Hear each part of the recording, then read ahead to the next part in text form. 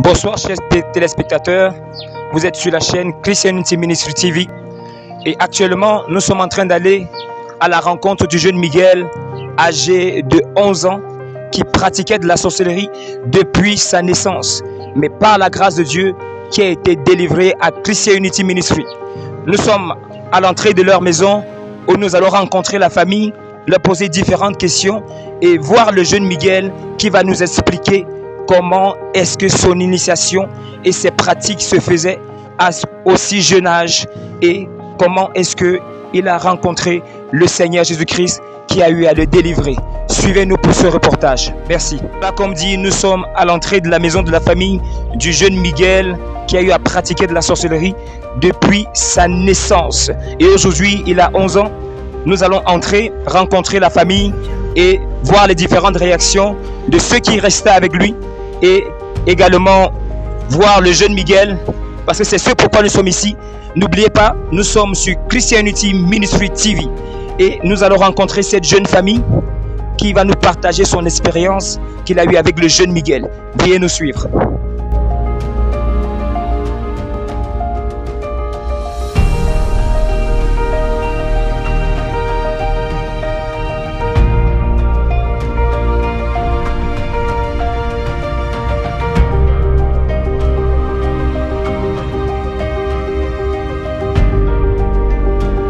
Voilà, vous êtes toujours sur Christian Unity Ministry TV et comme prévu et comme vous l'attendiez, nous sommes maintenant dans la maison du jeune Miguel et nous avons le privilège de rencontrer un membre de la famille qui va nous expliquer comment est-ce qu'il a vécu avec Miguel, quelles sont les différentes choses qu'il voyait et comment est-ce que cette transformation, ces différentes pratiques ont eu affecté leur vie de famille.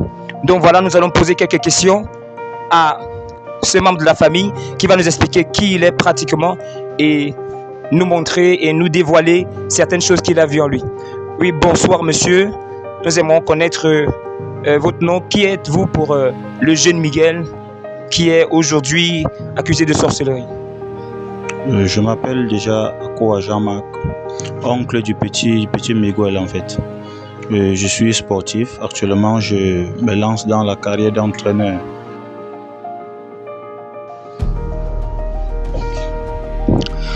Ok, monsieur, nous aimerons connaître comment est-ce que vous avez vécu, du moins comment est-ce que vous avez vécu avec le jeune Miguel depuis sa naissance ou depuis son enfance. Le jeune Miguel, on a vécu en deux volets, deux étapes, parce que la première fois, quand il est né, sa maman était gravement malade, ce qui a fait en sorte qu'il est venu nous trouver, là on était encore au sud, aux Télé, il est venu nous trouver là-bas et sa maman était en train de suivre un traitement parce qu'elle avait eu l'infection pulmonaire. Et quelques temps après, sa maman nous a rejoints. Et après ça, on s'est séparés, nous sommes rentrés à Douala et ils sont restés à Yaoundé. En fait, elle est repartie vers le papa de l'enfant. Quelques temps après, elle nous a appelés. Moi personnellement, faisant comprendre que où elle louait, la bailleresse a dit, elle a demandé de libérer la maison ou alors qu'elle se débarrasse du petit, en fait qu'elle éloigne le petit de sa conception. On ne comprenait pas le pourquoi. Quand j'ai essayé de me renseigner, elle m'a fait comprendre qu'elle n'était pas à la maison et qu'il y a eu un incident. Et que quand les gens sont venus pour prier, c'était de prier, je ne sais pas quel quartier de prière, on a découvert en fait que Miguel faisait partie de ce qui dérangeait l'enfant qui était tombé. Donc du coup, son grand frère le cherchait, il est revenu et en cette période-là, moi-même j'étais à Yaoundé parce que j'étais en stage. En tant que sportif, on avait compétition à l'étranger. Donc du coup, quand il est arrivé, quelques temps après, notre stage a été annulé puisque le match n'a pas eu lieu, on nous a renvoyés. Nous sommes arrivés. Dès qu'il est arrivé, directement les choses ont pris un virage à 90 degrés. Tout est devenu... Tout ne marchait plus en fait, tout est tombé, ça ne donnait plus. La petite sœur est tombée, a rechuté. Moi-même, les finances, ça ne donnait pas. Tout le monde en fait, c'était comme si on était sous contrôle. On ressentait que quelque chose n'allait pas. Tout surpris de ce qu'on a vu dimanche. Parce que quand il est tombé, on l'a amené devant. J'ai vu ce qu'il avait justement au rein. J'ai filmé personnellement avec mon téléphone, je suis allé voir la petite soeur derrière pour demander à ma petite soeur qui a attaché? Est-ce qu'elle était au courant et qu'elle ne connaissait rien? Ok, avant d'arriver là, vous êtes en train de nous faire comprendre que depuis que le jeune Miguel, vous l'avez accueilli par sentiment parce que vous êtes son oncle, depuis que le jeune Miguel est arrivé dans votre famille, tout a complètement changé négativement. Les gens tombaient malades de manière mystérieuse, les contrats étaient annulés, les voyages étaient annulés et tout commençait vraiment à tomber. Et c'est à partir de là que vous avez commencé à soupçonner que depuis qu'il est arrivé, il y a eu certaines choses, certains événements qui se sont produits et qui étaient vraiment négatifs. Et c'est là que, par la grâce de Dieu, vous avez eu à rencontrer notre Père dans le Seigneur, qui a accepté de prendre l'enfant, à l'église pour un suivi. C'est pourquoi maintenant nous allons entrer dans ce qui s'est passé dimanche, lors de la délivrance, lorsque notre Père spirituel a eu à prier pour l'enfant. Bien évidemment, vous étiez là. Et dites-nous, comment est-ce que vous avez ressenti cette chose? Ou alors, pour vous, c'était vraiment une évidence claire et nette à ce niveau que ce que vous croyez depuis, c'est effectivement ça, lorsque l'apôtre a eu à prier pour lui. Exactement, comme vous avez dit, c'était... Tout le monde était d'abord déjà dépassé. Il y a même une confirmation exacte, une preuve que ce qu'on soupçonnait depuis, c'est ça. Et il faut aussi le dire que lui-même savait ce qu'il est. Il savait ce qu'il est parce qu'il a eu à se cacher plusieurs fois, mais le temps de Dieu, c'est le temps de Dieu. Chaque chose a un temps, comme il le dit bien. Il a utilisé son serviteur et il a été exposé. Oui, parce que là, on l'a suspecté, mais pas de preuve. Pas de preuve jusqu'à ce jour-là. Et quand on a vu ça, nous tous étions ébahis, perdus, troublés. Et on ne peut que remercier le Seigneur parce que il a décidé de finir avec. Ok, et dites-nous, quel est votre ressenti par rapport à cette situation? C'est un jeune enfant. C'est un enfant que vous avez eu à prendre depuis tout petit. Il a grandi avec vous. Et bien sûr, vous avez eu à avoir de l'affection pour lui parce que c'est un enfant. Et aujourd'hui, on a cette révélation par la grâce de Dieu qu'il est sorcier depuis, du moins il était sorcier par la grâce de Dieu depuis son enfance, mais il a été délivré. Du moins, quel est votre ressenti en tant que membre de la famille? Nous sommes d'abord déjà très contents de savoir que l'un de nous a été récupéré parce que, comme la parole de Dieu le dit si bien, il y a de la joie au ciel lorsqu'une âme est sauvée. Donc, nous tous sommes dans cette joie et ça va encore plus loin puisqu'on sait que si, comme il a été délivré, automatiquement tout ce qui n'allait pas va commencer à aller. Donc c'est une joie pour nous, nous sommes vraiment en attente. Okay. Combien de temps est-ce que vous avez vécu cette situation? Combien d'années vous avez vécu cette situation avec lui? Nous sommes à 4 ans, parce que c'est en 2020 que nous sommes en préparation pour le match amical en France. Et c'est là qu'il arrive, exactement 4 ans. Ça fait 4 ans, c'est en 2024. Ouais. Donc ça fait 4 ans aujourd'hui que vous êtes resté avec le jeune Miguel et tout a commencé à aller de mal en pire. Mais on rend grâce à Dieu parce que le Seigneur Jésus-Christ a permis qu'il arrive à Christian Unity Ministry et qu'il rencontre notre Père dans le Seigneur, l'apôtre chez Divine Montfort. Malgré que lorsqu'il est venu, tout n'allait pas, nous avons maintenant l'assurance que le Seigneur Jésus a pris total contrôle et que tout ira désormais bien dans cette famille au nom du Seigneur Jésus-Christ. Merci, monsieur, pour ce moment de partage avec nous et nous rendons grâce à Dieu parce que nous savons qu'il a déjà pris le total contrôle. Merci. Voilà, encore une fois de plus, nous sommes en présence d'un autre membre de la famille et nous allons lui poser certaines questions par rapport au jeune Miguel, car c'est ce pourquoi nous sommes là, pour connaître d'où il vient par rapport à son histoire. Et par la grâce de Dieu, nous avons en notre présence un membre de la famille. Oui, bonsoir madame. Bonsoir homme de Dieu. Oui, nous aimerions connaître votre nom et qui vous êtes pour le jeune Miguel. Moi c'est Pépine Bellegrâce et je suis sa tante. Bon, Miguel c'est un fils pour moi, quoi. Dans le peu de temps qu'on a vécu, il y a des choses étranges qui se passaient, mais par la grâce de Dieu, tout a été découvert dimanche, par la grâce de Dieu, dans l'unité chrétienne, Christian Unity. Ok. Avant d'arriver à dimanche, on aimerait connaître comment est-ce que vous avez vécu. Parce que vous avez bien évidemment vécu avec Miguel ici avant d'arriver à ce dimanche spectaculaire où il y a eu une délivrance, où Dieu a manifesté de manière incroyable à l'unité chrétienne, à Christian Unity Ministry. Alors, comment est-ce que vous avez vécu ces moments, ces années avec le jeune Miguel? Et comment est-ce que vous avez constaté ou remarqué, ou alors vous n'avez même pas du tout cru, comme d'autres membres de la famille le disent, que Miguel n'est pas un sorcier? Homme de Dieu, Miguel est vraiment un bon enfant, comme je peux dire.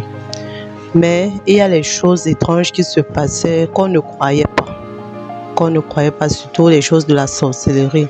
On se disait que ça va passer avec la prière, tout, on ne croyait pas. Mais j'avais remarqué que à chaque fois quand je reprochais l'enfant, le lendemain, il y a quelque chose qui va se passer avec moi. Soit je tombe malade, soit il y a quelque chose qui va se passer. C'est ça, en fait. Ok, vous voulez nous faire comprendre que, en tant que la tante du jeune Miguel, à chaque fois que vous réprimandez l'enfant, automatiquement le lendemain, vous allez constater que vous allez avoir un problème avec votre santé, particulièrement les maux de tête ou alors une maladie soudaine qui va apparaître de n'importe où, juste parce que l'enfant est fâché contre vous. Et je pense bien que ce dimanche-là, il a mentionné qu'il a eu un problème avec une tante. Je pense bien que c'était vous, c'est ça? Effectivement, homme de Dieu, c'était moi. Parce que le matin, il a l'habitude de venir prendre les enfants. Et quand il est arrivé, je l'ai envoyé d'aller chercher le petit déjeuner pour eux. Ce n'était même pas pour moi. C'était pour eux de prendre avant d'aller à l'église. Il est parti, il a mis du temps. Je suis sortie pour aller lui chercher.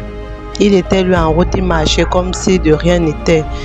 En plus, dans le petit déjeuner, quand je lui pose la question, depuis que je t'ai envoyé, tu étais où? Il me dit que non, où il est parti prendre le petit déjeuner, il n'y avait pas. Et j'ai dit, depuis que tu es parti, c'est où je me suis fâchée. Je lui ai dit, au fait, vous allez partir à l'église sans manger. Et quand vous allez rentrer, vous allez manger. Voilà tout ce qui s'est passé entre moi et l'enfant. Et en sortant, il ne nous a même pas dit qu'il est en train de partir à l'église. Il a porté les enfants, il est parti. C'est après qu'on constate qu'ils ne sont plus là. On a dit, on ne sait pas le pourquoi il a fait ça. Il est parti. Ok, donc...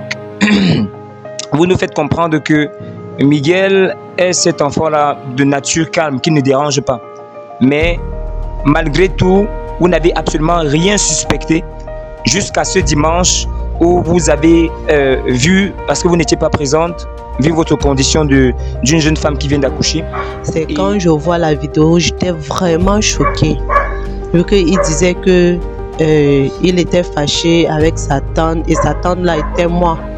Je lui ai dit, mais tu étais fâché avec moi, comment? Il était en train de manifester.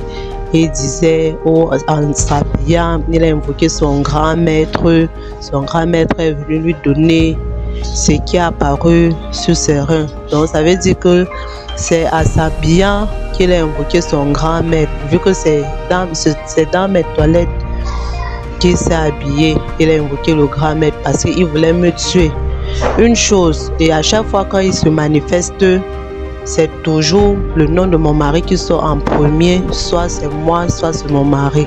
Il y a déjà le changement et je prie le Seigneur que ça continue et que cette sorcellerie soit anéantie pour de bon, afin que la vie de la famille reprenne normalement par la grâce de Dieu.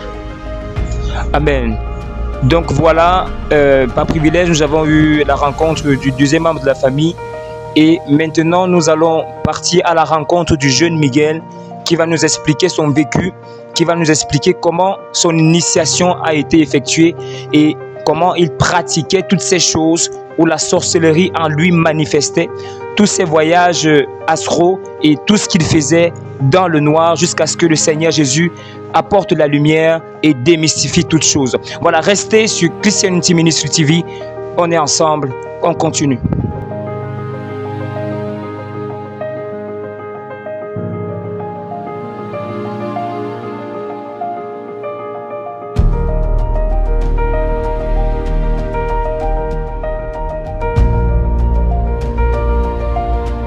Nous sommes en présence du jeune Miguel que nous sommes venus rencontrer aujourd'hui pour qu'il partage son témoignage avec nous et que la gloire de Dieu puisse être encore exaltée.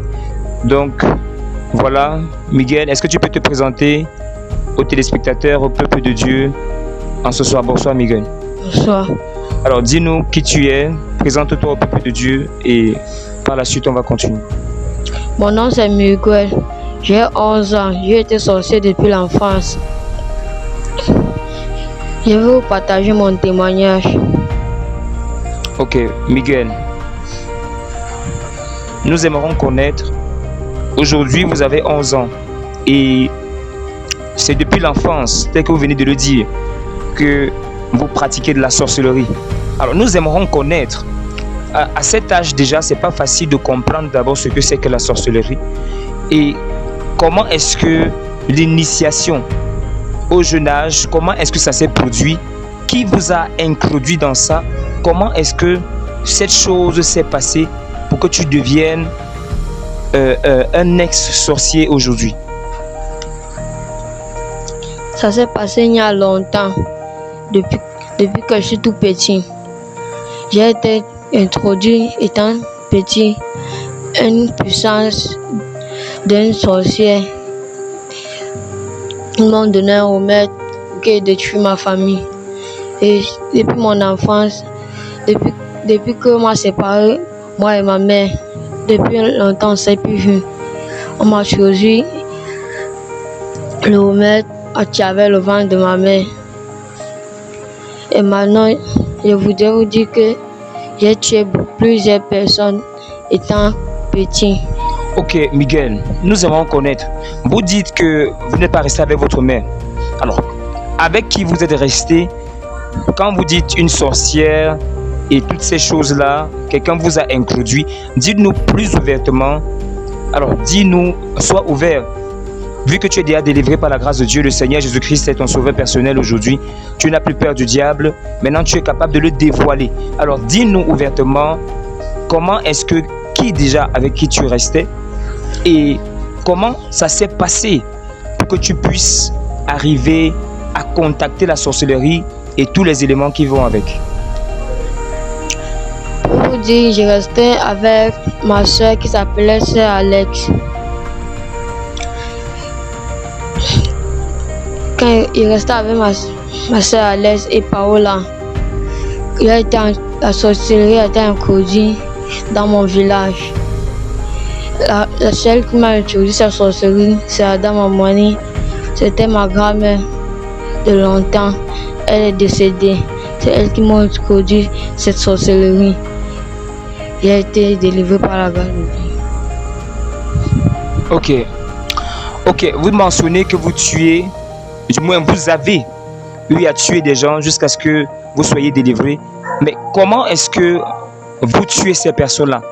Quelles pratiques vous utilisez pour en finir avec des innocents, en finir avec des gens qui avaient de l'espoir de la vie? Comment est-ce que vous tuez ces personnes et quel était votre intérêt à tuer ces personnes-là? Mon intérêt, c'était de les faire des accidents graves et je les empoisonnais Je les empoisonnais physiquement par des nourritures empoisonnées et c'est ce que je voulais dire. Mais comment est-ce que vous faites? Vous dites, vous les empoisonnez. Vous êtes un jeune enfant de 11 ans. Vous habitez avec votre famille. Mais là, vous parlez de poison et vous parlez de voyage. Comment est-ce que vous réussissez à empoisonner, à tuer des personnes qui ne sont pas à côté de vous?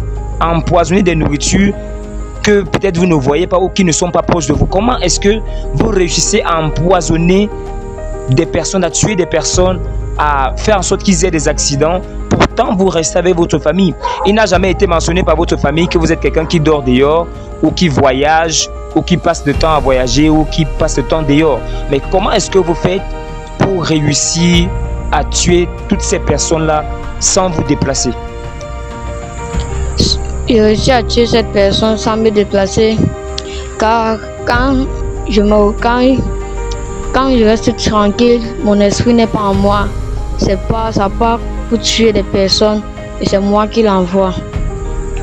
Il empoisonne les gens par, je les empoisonne par un esprit. Peut-être on me donne un remède, je verse dans la nourriture. Quand tu manges, soit ils tombent gravement malades, après c'est la mort qui les accueille. C'est ce que je peux dire. Ok. Donc spirituellement, vous voyagez, vous empoisonnez la nourriture et lorsqu'ils mangent cette nourriture-là, ils tombent malades et puis après vient la mort. Mais quel est votre intérêt derrière ces différentes pratiques? Qu'est-ce que vous gagnez, Miguel? Qu'est-ce que vous gagnez à tuer? Bien sûr, qu'est-ce que vous gagnez avant à tuer ces différentes personnes-là? D'où j'étais dans la sorcellerie, on buvait du sang. Ça me faisait beaucoup de joie. Elle me racontait des histoires. Quand j'étais encore tout petit, que ma famille détestait, et tout, nous buvions du sang, nous faisons des rituels pour tuer des personnes. Vous buvez du sang physiquement ou spirituellement? Physiquement. Donc vous vous retrouvez dans une réunion avec votre grand-mère et vous vous asseyez et vous buvez du sang. Oui. Alors nous aimerons connaître à l'église Christianity Ministry, vous avez reçu votre délivrance, ou tu as reçu ta délivrance. Vous avez mentionné que c'est plus de 400 litres de sang que vous buvez avec ces personnes avec qui vous tuez dans le passé des gens. Plus de 400 litres de sang que vous versez avant et que vous buvez. Alors dites-nous aujourd'hui, vu que vous avez dit vous voyagez, vous passez, vous pouvez aller tuer des gens à l'extérieur. Comment est-ce que vous réussissez à voyager? Nous aimerons connaître, le peuple de Dieu, les téléspectateurs de Christianity Ministry TV aimeraient connaître comment est-ce que vous réussissez à voyager, aller dans un autre pays, tuer quelqu'un et revenir. Quand je dors, mon esprit n'est pas à moi. Je me transforme en boîte de sardines pour voyager. Et quand je voyage, je réussis à atterrir n'importe où. Je tue les gens n'importe comment, j'empoisonne les gens n'importe comment, physiquement et spirituellement. Donc le bénéfice de tout ça, c'est de boire le sang. Est-ce que c'est ça? Oui. Donc lorsque vous buvez ce sang, ça vous donne quoi? Une force. Ok, ça vous donne de la force. Et cette force vous permet de faire votre sorcellerie. Oui. Ok. Nous aimerons connaître, bien évidemment, lorsque vous étiez à l'église, beaucoup de choses se sont passées. Mais avant cela, comment est-ce que la vie avec votre famille, parce que nous sommes ici, on ne va pas négliger le fait que nous sommes dans la maison familiale. Comment est-ce que vous avez vécu du transfert depuis où vous étiez au village jusqu'ici? Quelle pratique vous étiez en train de faire en tant qu'ex-sorcier? Quelle pratique vous étiez en train de faire avec les mauvais esprits pour faire en sorte que... Parce que vous avez mentionné que votre mission était de détruire, de tuer les membres de vos familles. Maintenant, quelle pratique vous étiez en train de faire pour détruire cette famille que malgré tout le Seigneur a protégée? Ma pratique, c'était de les faire souffrir. De ne pas avoir la richesse. J'ai bloqué le mariage et tout. J'ai bloqué la richesse. Je les ai attachés. Et maintenant, ma pratique, c'était de tuer toute ma famille et de tuer aussi le Père qui m'a délivré du mal. Ok, votre cible également était l'apôtre chez Divin Homme Fort, le pasteur de l'unité chrétienne. Mais lors de cette mission, qu'est-ce qui n'a pas fonctionné? Lorsque vous êtes arrivé ici, vous avez tout bloqué et nous avons suivi les témoignages des différentes familles, des différents membres de la famille qui ont eu à nous dire que vraiment, depuis l'arrivée de cet enfant, tout a été compliqué, tout a été bloqué, les finances, les voyages, les contrats, et il le confirme lui-même qu'il a bloqué toutes ces choses avec des pratiques sataniques, des pratiques de sorcellerie. Mais aujourd'hui, lorsque vous dites que votre cible également était l'apôtre chez Divin Homme Fort, le prophète qui vous a délivré et de détruire votre famille, pourquoi est-ce que ça n'a pas marché? Ça n'a pas marché parce que l'apôtre Divin Homme Fort, lui c'est un homme fort. Je n'ai jamais vu lui comment il a pu avoir du mal à me délivrer. Lui, c'est un bon père qui nous garde. Lui, il a de pitié pour les enfants. Lui, là, il m'a délivré du mal. Et moi, j'ai voulu lui faire du mal en lui tuant par accident. Je n'ai pas pu. Ok, donc en voulant le tuer par accident, mais vous n'avez pas pu. Et vous mentionnez également que vous avez eu à tuer plusieurs pasteurs dans le passé. Oui. Ok, comment est-ce que vous avez eu à tuer ces pasteurs? Quand il prêchait, il ne savait pas que j'étais là. Quand Tibi Joshua était en train de prêcher, je suis arrivé devant son hôtel. Je lui ai piqué un couteau spirituellement. Avant qu'il est tombé, il est mort. Ok. Nous voulons vous poser certaines questions encore une fois de plus.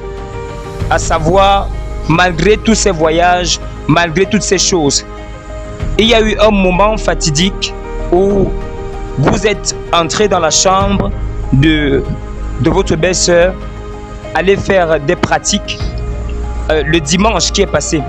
Aller faire des pratiques, invoquer des esprits qui vous ont donné certains pouvoirs. Et ces pouvoirs-là, quel était le rôle de ce pouvoir, de ce gris-gris qu'on vous a donné lorsque vous êtes venu à l'église? Quel était le rôle? Quelle était la mission que vous aviez ce dimanche-là? Ma mission, c'était de finir avec l'apôtre Divin Enfant. Ok, comment est-ce que ce gris-gris, comment est-ce que cette chose fonctionnait? Parce que nous avons vu un petit escargot avec un petit tissu rouge qui entourait votre rein. Comment est-ce que déjà vous avez eu à appeler ces esprits-là pour qu'on vous donne ces choses et la mission que vous avez acceptée pour aller tuer le prophète? Malgré cela, ça n'a pas fonctionné. Dites-nous comment est-ce que vous êtes entré en contact, où est-ce que vous êtes entré en contact avec ces esprits-là avant de prendre en charge cette mission? Quand j'étais dans la chambre, j'étais en train de m'habiller. Quelqu'un me parlait, il a dit que mon fils, comment tu vas? Pourquoi tu es en colère? Il a dit que j'ai envie de tuer ce pasteur, il m'énerve. Maintenant, ils m'ont dit que on voulait te donner quelque chose d'important. Ils sont apparus à 4. Ils m'ont donné cela, ils ont dit que j'attache, que je porte un habit noir et un blanc pour que je le couvre. Et c'est tout. Ok, mais lorsque vous êtes arrivé à Christian Unity, vous avez rencontré la puissance. Et vous le savez très bien, à Christian Unity Ministry, lorsque la puissance rencontre la puissance la plus basse se prosterne. Et nous l'avons vu en ce dimanche-là, comment le diable, les secrets du diable ont été dévoilés au travers de cet enfant, comment le diable a été humilié et comment cet enfant a été délivré. Alors, Miguel, aujourd'hui, est-ce que ces pratiques, est-ce que ces choses viennent encore vers vous? Et comment est-ce que vous vivez maintenant depuis cette délivrance? Je vis bien. Depuis il y a un certain moment que ça ne va pas. Il y a certains esprits qui me dérangent à toute heure. Ça ne va pas, je n'arrive pas à me reposer. Chaque fois quand je dors, je les vois dans mes rêves. Ils me disent qu'ils vont me tuer. Et c'est tout. Ok. Donc là maintenant, il faut mentionner que vous restez à Christian Unity Ministry. C'est depuis que votre famille a eu à suspecter que vous pratiquez des choses un peu étranges. Depuis que votre famille a eu à suspecter que depuis que vous êtes arrivé à la maison, les choses ne marchaient plus.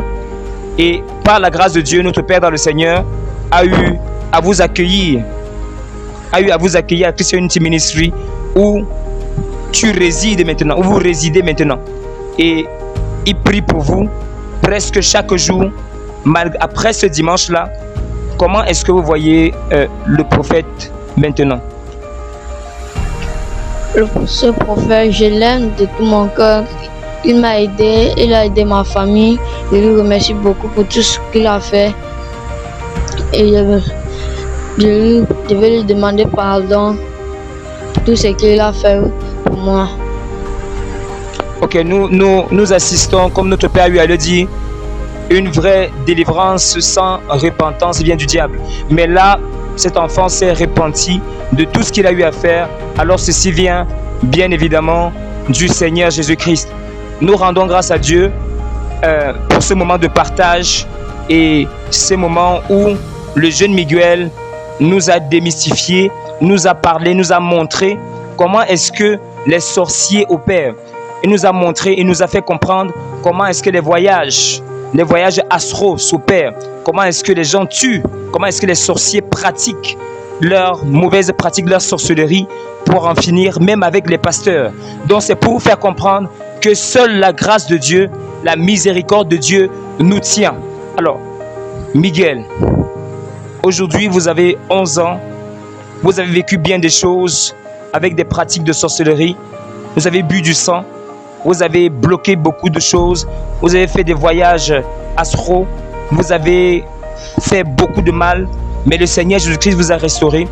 Nous aimerons avoir certains conseils pour les jeunes enfants, pour les parents même. Comment est-ce qu'ils doivent garder leurs enfants? Comment est-ce qu'ils peuvent suivre leurs enfants malgré tout ce que vous avez vu avec toutes les expériences dans le règne satanique que vous étiez? Mon conseil, c'est de dire à tous les enfants d'être vigilants.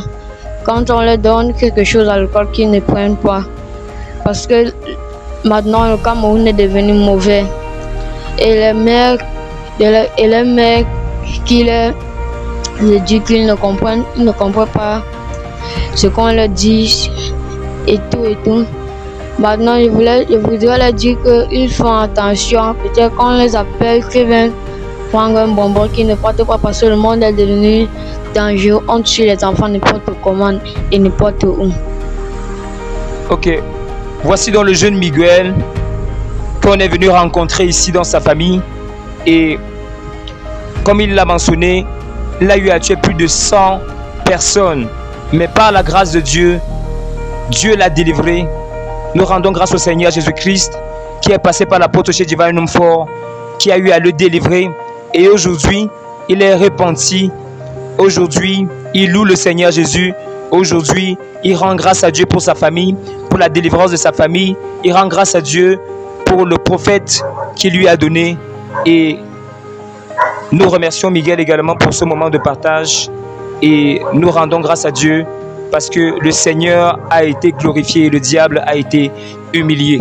Merci de rester avec nous sur Christianity Ministry TV. À la fin de ce reportage et même, je pourrais dire, de ce moment de témoignage où la gloire de Dieu s'est manifestée, où la gloire de Dieu a eu à prendre place au travers de la délivrance du jeune Miguel.